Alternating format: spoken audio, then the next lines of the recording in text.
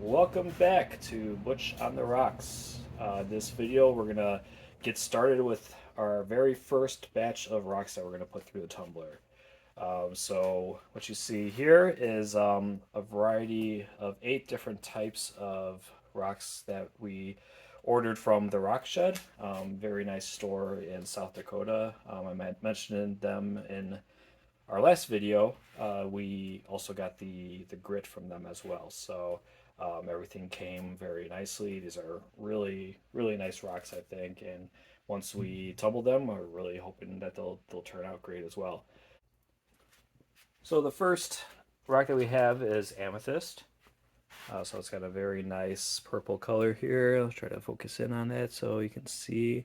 It's already got a very nice shine to it, but hoping that in the tumbler, the edges will be a little bit rounder, get a lot smoother, and then they'll have a more consistent shine all the way around. I'll show another piece here, a couple pieces. Some of them are a lot less shiny than the other ones.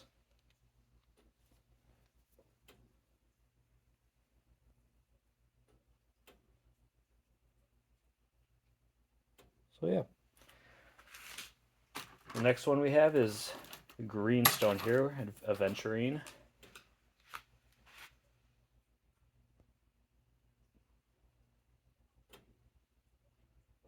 This is also supposed to shine up pretty nicely. Again, another variety of quartz. This is opaque instead of the amethyst, which is definitely translucent. But it should still get a nice shine to it and look very pretty. We have rose quartz.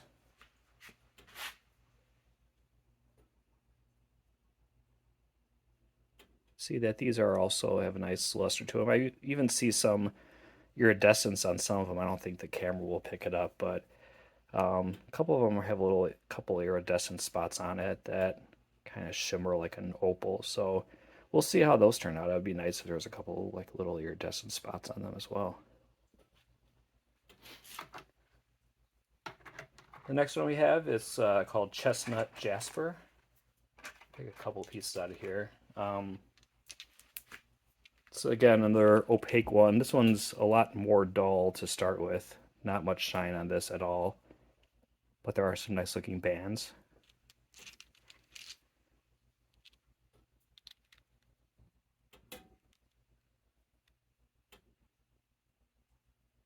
So it should look nice. There's also this rock that came with the Jasper. I'm not sure. Definitely does not look like the other ones in there. But we'll tumble it nonetheless and see how it comes out. This may have just fallen into the Jasper box and it may not really be a Jasper, so we'll see. We have a couple of different types of agates. So the first one is called a Bahia Agate. These have really nice bands on them, so really curious to see how these will polish up. Pretty nice looking. I'm kind of excited about this one. See if it will show a lot of like a kind of like a little eyelet there.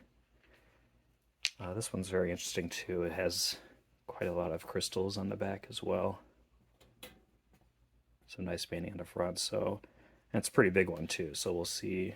This one may take a while to grind down, but should look nice in the end. This one too. Some interesting bands on the back, and then this one has kind of a cut face to it, which should polish up nicely. The next agate is Mexican lace. So you can already see this one has very well defined bands in it. So that should polish up very nicely.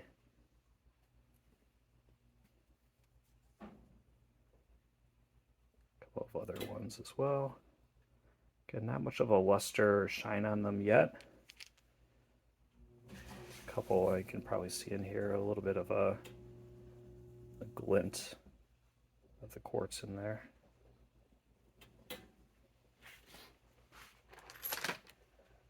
And I also got this. This is a smaller rock. I mean, it comes in larger sizes. I just decided to get a small sample of it. It's called South Dakota Agate, Prairie Agate. I thought this might be good too as a little bit of a fill if I need to have some small rocks to go in with larger ones. But I'm interested to see in its own right how it comes out. Looks like a pretty interesting rock. And since the rock shed is in South Dakota, it's a bit of a local rock to them. Some of these I think are imported, or they definitely are imported from other places. So figured I'd just go with a local rock as well to see how it goes. Then we also have Turritella Agate, which, from my understanding, is not actually an agate. I guess it's not even really Turritella, but it's basically a fossilized mineral. Comes from the Rocky Mountains, and these are basically a bunch of fossilized snails, as I understand it. It looks pretty cool. I think when you tumble it, it's supposed to get nice shiny black and show these details of the snails really well. I'm kind of interested to see if we can maybe look under magnification at it. This one actually, you can kind of see the shell is still exposed here a little bit. So it'll be interesting to see how that grinds down. Kind of worried about this one a little bit. It's got a lot of jagged pieces on here. We'll see how it grinds down, but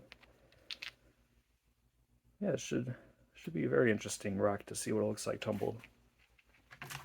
The final rock we have doesn't come from the rock shed.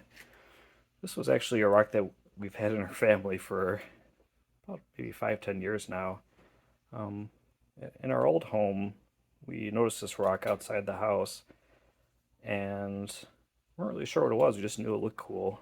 Didn't look like any other rocks, so we just kind of picked it up and kept it. And when we moved, we brought this rock with us.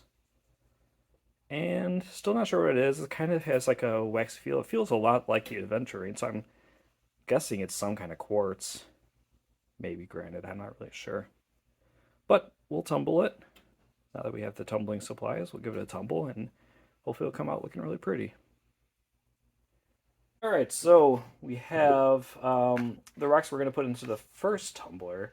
I could have probably put a variety of all the rocks into one tumbler. I decided to kind of split it up. So I'm going to do these 4 together, the Amethyst, Aventurine, Rose Quartz, and the Jasper. Put those all into one canister, and then we'll put the other 4 into the other canister. So what we're going to do is we're going to fill this up about 2/3 of the way up. Not all these rocks are going to fit in here. This is about 4 pounds of rocks. It's a 3-pound canister. I think we're going to put about 2, maybe slightly north of 2 pounds into the canister. Then we'll fill it up with some water, and then we're going to put in 3 tablespoons of the 60/90 grit. So start packing these in really no particular order. Again, I am not really sure what I'm doing here myself, so I'm just going to put in a variety of sizes. Like I said, about half of each of these should fill us up as much as I want it to be filled.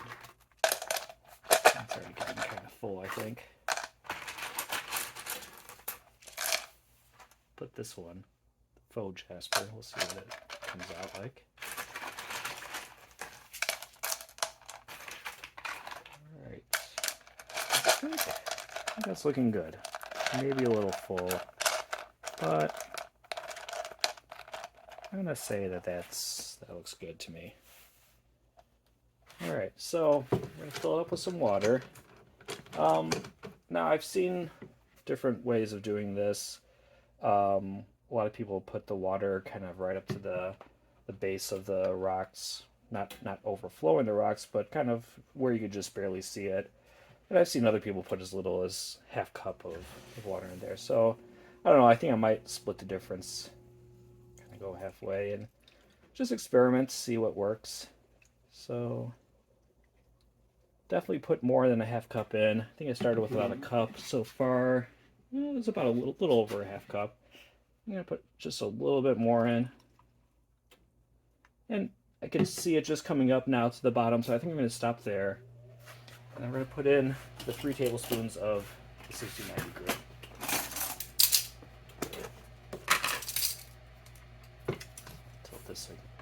see where the water level was.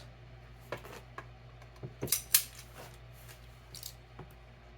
so there's one. There's two. And got three. Okay, cover this grid up. I don't want to spill or get any contaminants in there. And then to seal this up, so first we have this rubber gasket that goes in. And it's a little bit tight to get in there, but that's a good thing. And push straight down.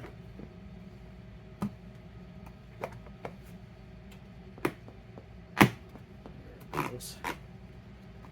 So it's important that it's tight because you don't want the water to leak out. And it looks like I pushed down a little bit too hard. I was able to go down past that first lip, so I'll try that again. Can you tell I'm new at this?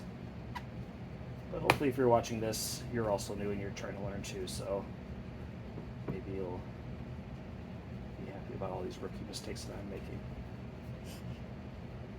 Alright, so we're going to put the top lid on. For the washer, and then finally the top nut, which we'll put down. Okay, just do a little leak test. No water is coming out, so that's a good sign. I'm going to put it up here. We'll turn that on later. It's a little bit loud. I don't want that going on in the video. We'll bring the other rocks over and we'll fill up the other canister. Okay, so we have the other 4 rocks here that we're going to put in. These are the 3 different types, or I guess 4 different types of agates by name, although I don't think this is really an agate. We're going to add those to the barrel with our special mystery rock as well. We'll put that one in there first so we don't forget about it. So really want to put this one in first, some of the larger ones. Make sure that gets ground down, some of these odd shaped ones. Again, we're going to put in about half of each kind. These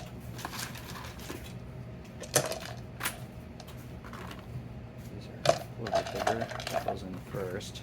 These are a lot smaller, so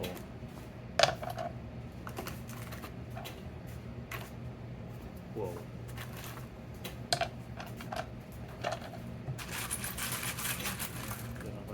Let's do some more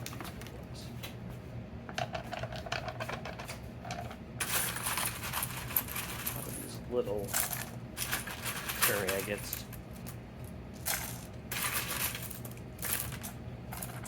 Take this one out. Alright, I think that looks pretty good.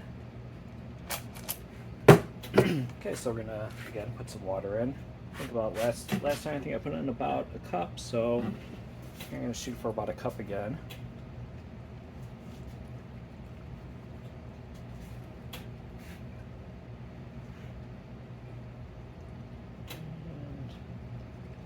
Yep, I can see the water just about coming up there.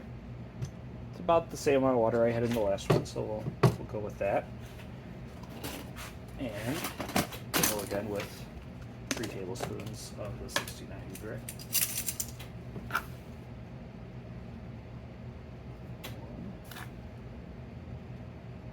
2, 3.